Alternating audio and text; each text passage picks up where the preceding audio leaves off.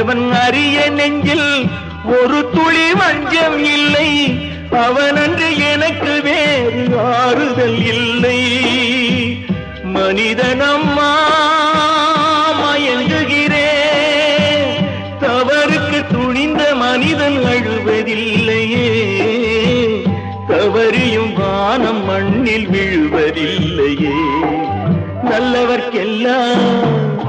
நல்லவர்க்கெல்லாம் சாட்சிகள் ரெண்டு, ஒன்று மனசாட்சி, ஒன்று தெய்வத்தின் சாட்சியம்மா.